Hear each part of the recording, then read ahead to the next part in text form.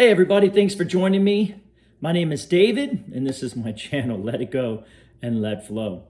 Today we're going to talk about awareness. We're going to talk about how to let go of the you. If you look at a relationship, it's always going to be a me and you. Now, that means that from, let's say, if I take my perspective, I'm the center. It's my perspective. And if I'm in a relationship with someone, then there's going to be a me. This is what I think, or this is what I am receiving from this relationship, and so forth and so on. Then there's also going to be a you. You, what are you receiving from this relationship, from this conversation, from this experience? Now, this is everything. If I take my cup of coffee, I am enjoying this coffee, but there's a you. I'm enjoying you. Now, very rarely would we say, what is the coffee getting out of this relationship? That might be a little silly. The coffee, it's just about me. I'm enjoying the coffee, or I'm not enjoying the coffee. I don't like you, or I do like you. We don't really take consideration the you of a coffee or of something inanimate the majority of the time. But we do take in a consideration of another person. What are you thinking? What are you getting from me? What is your perspective of me? Does that make sense? So this creates a me, my perspective, and it creates a you, your perspective. And of course, both of them shine back upon my center, because it's my life. So now this gives birth to a me and a you into everything. Now, I could say, what does the coffee think of me? Because there is a you there that I have created, you see. And in some ways, it's kind of a fun little thing to do, and we'll talk about that a little later. But once we understand that there is a me and a you, now, there's also a lot of different things, different people, different circumstances, different situations. And there's, at one point, we can look out and see a bunch of yous. Does that make sense? So in Taoism, they talk about the 10,000 things, and that's what the 10,000 things. They're saying that you're going to find yourself stuck in a lot of different situations, circumstances, peoples, personalities, and so forth and so on. And it gives birth to a lot of outside coming to you. This is where we feel the fear or the worry or the doubt or the push or the judgment. You see, the yous are judging me.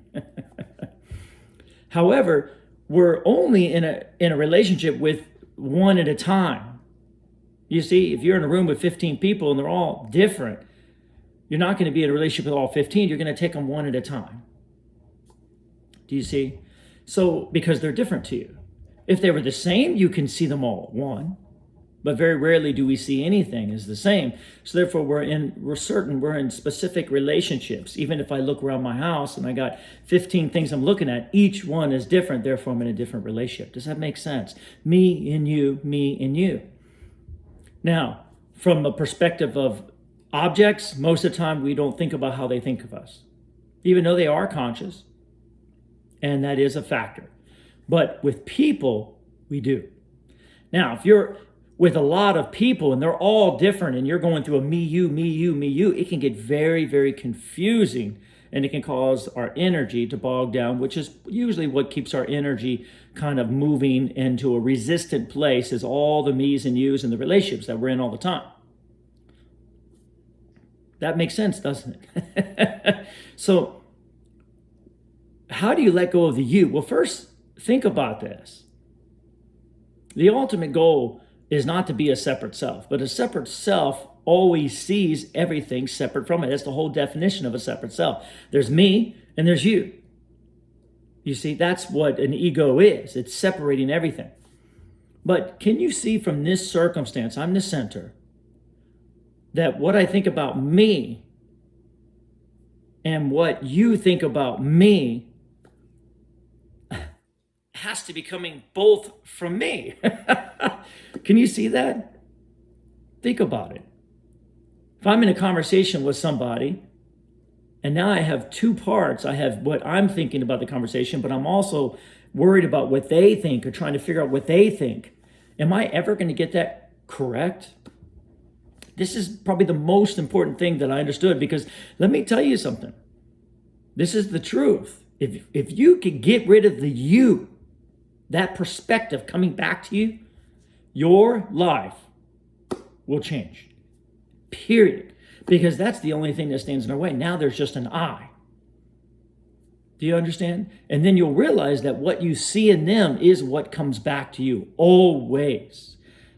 And from that perspective, I mean, what else would you see in them except love? Because it's all going to come back to you. You wouldn't see anything else because it's coming back to you. Does that make sense? It would be a no-brainer, an easy situation. Where we get confused and where that ego and that projection plays is the prism is split, so to speak. The center splits into two different perspectives, which is mine and what I think yours is of me. You see, even though they're both coming from me, they have to be. So one of the things that I learned is that I know nothing about what someone thinks of me. You have to kind of sit with it. What do you really know? One, about what someone else thinks of you, and two, about what you think of them that is true. Because that's the key. I can think all kinds of things about the people in my life, but is any of it really true? And if you know it's coming back to you, then why would you think something that doesn't serve you or them? Do you understand? See, the giving and receiving is now. So what you are a creator of your life, meaning that what you give a meaning to comes back to you immediately in the form of a feeling. And it propels thoughts. And it creates more. So if I look at this coffee and say, I don't like this coffee, man, I don't know why I don't like this. My thoughts are going to get more and more, and I'm going to receive all of that back. If I say, man, I really enjoy this, and I like the color here and the taste here, then now I'm going to get that back. You see, it's not about how the coffee tastes. I'm creating that. It's about what I want. So I decide it feels good. I decide, I find something good in it, find something positive in it in order to receive it back. Do you see? Just like we've been talking about. In this situation, it's easy. But if you're talking to someone else and they're giving you faces and they're kind of arguing with you and doing all these things, then now it becomes a little difficult. But I want you to see that you're juggling two different perspectives, and that's why it's so difficult. You're juggling your own perspective, but you're also juggling their perspective, and those two are not meeting each other a lot of the time. And if I can convince you they're both coming from you, they're not coming from them. And they're not true. If they don't agree, that's impossible because they're both coming from you. So that's another thing you have to understand is what you think about somebody always matches what you're thinking about yourself. This is hard for us to see because it's hidden in the two. Now we talk about the yin and yang energies, the two that seem to be opposite. They're thinking this, I'm thinking this, they don't match. Yes, they do. They have to match.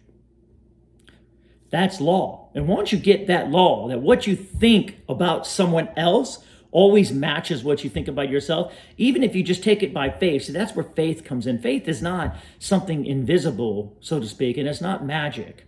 It's truth. It's knowledge, meaning that once you take it by faith and say, I'm thinking this about them, and I don't see that in me, but I'm going to take it by faith that what I see in them must be in me.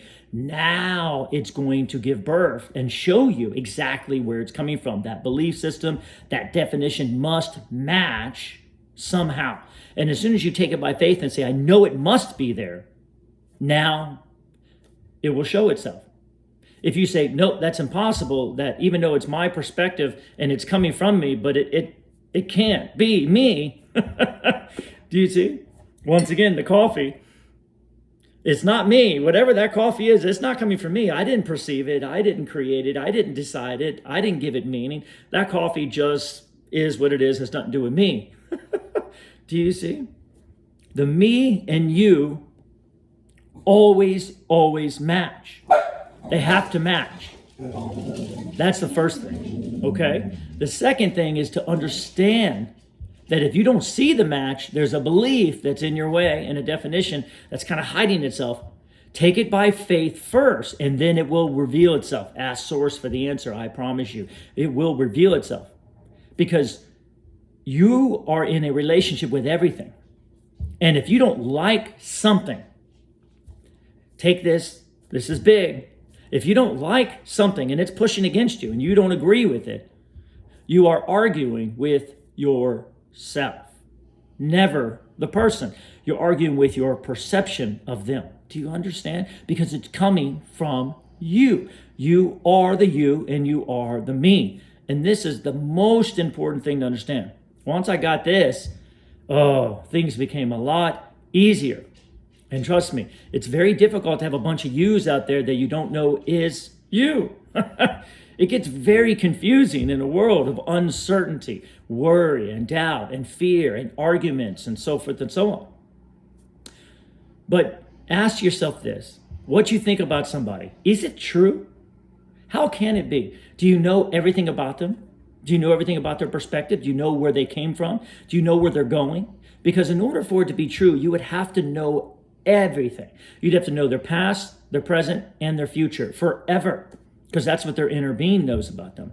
It would be like looking at a river, and while it's moving, saying, I know that, and then it moves. No, I know that, and it moves. You don't know where it's coming from. You don't know where it's going. You don't know anything. How many things are still flowing in? What we're doing is freezing one little tiny moment and saying, I know everything about this. And we don't. We don't know anything. I don't know anything about any person anywhere. I don't know their journey. I don't know what they think of me. I can be in a conversation with someone and they can get upset and I can trigger them and it has nothing to do with me. Nothing. I can't stop and say, oh, why did they get triggered? I couldn't even begin to tell you. It could have been this word. It could have been this word. It could have been this. They could have came in with this already on their mind. Do you see what I'm saying? So we rely on people all the time and it's just impossible. It's impossible. And man, they do like me. Oh, great. Now I don't have to defend my me to the you. Maybe we can flow a little bit easier. And yeah, the first day we flow. Now the second day, all of a sudden we push against each other. Oh, now I'm defending myself again. Can you see? So what's happening is our me has become very defensive from the outside. But in reality, and if I can convince you, and you can see this, that what it's defending itself against is always its own perception of itself. Do you see? I know nothing. Say with me, I know nothing about anyone else, what they think, how they perceive, or anything else. Nothing. Therefore, there's no judgment. Do you see how that works? We think they're judging us, but we know nothing about them. They could literally say, I'm judging you, and still be talking about their own self because there's triggers going on. Remember, how you perceive yourself, how you think someone perceives you, or how you think you perceive them, that's you. Both are you. And from their perspective, guess what? What they see in you is what they see in themselves too. That's where we get lost in the mirrors. By recognizing or believing that there is a you. Where would it come from? Everything comes from within me. And as it comes from me, it splits into two. And it creates a relationship. This is what they mean when they say the universe is in a relationship with itself. You're becoming aware of yourself. We get this confused somewhere. It splits into a you. Now this cup is a you and I'm a me. What I think about it, because it's neutral, because it's coming from me, I get to decide positive or negative. As I say, wow, I like this, I enjoy this, I get to receive it back. That's how the universe works. We give meaning to something and we receive it back. Now we're in a relationship with ourselves. But this is me and this is me. And that creates an I. Do you understand? And you could do that with anything in your life. As you realize that what you give, what meaning you give, but you got to let go of the past. And you got to see it as you want to see it. And you will feel the you become the me, which becomes the I. And this is the same thing with other people. We know nothing about them. We get to decide what meaning to give them. Same thing in the past. There's no guilt. You see, that's what Jesus was talking about. There's no sin. No one sinned because you can't freeze. You can't stop a river, a flowing, gushing river, and think you know it. You don't know anything about it. We are eternal beings. Every single person has a huge, massive flow of energy, and they are present in every dimension. Do you get that? I don't know anything about them. I know about their temporary self, but where do I get that information from? Aren't I getting it from my temporary self? Do you see? So therefore, it's going to match because it's coming from me, but it's not going to match the essence of our beings. Ever, ever, ever. Because the temporary is small and the eternal is big. We let go of this idea that the temporary self is the end all be all. There is an eternal part of us. And remember, you are in a relationship. Every single time you meet anything, you're in with anything, your prism splits and you create two perceptions, one of you and one of me, so to speak, and one of you. Recognize they are the same. And if you're feeling push against that world, stop it through faith. What real faith is saying, I don't feel good. There's got to be something that needs to be revealed here from this relationship. And then go search, go investigate, go ask, and it will reveal itself. And once you let go, because look, the reality is you should be able to walk around and look out at that whole world and see peace, simply because it's all coming from you. Now, yes, there are souls out there, but they're on their own journey. They have nothing to do with you. You can look at anything that seems to be bad, but it will move and flow into good because it's the natural way. There is nothing else. Everything flows back to the Father. Do you see? Everything flows back to God, back to heaven. So you're just looking at a little tiny piece. It's like looking at an operation saying, oh my God, the brains are out. They haven't put them back yet. Take this with you. It's such an amazing subject. I don't want to make this video too long. So ponder this idea of me and you. And then also real quick, ask yourself, what if there was no you? What would your life be like? And sit with that for a little bit. Thanks guys for joining me. Hit the like button if you're enjoying it and subscribe. And as always, my unconditional love and appreciation.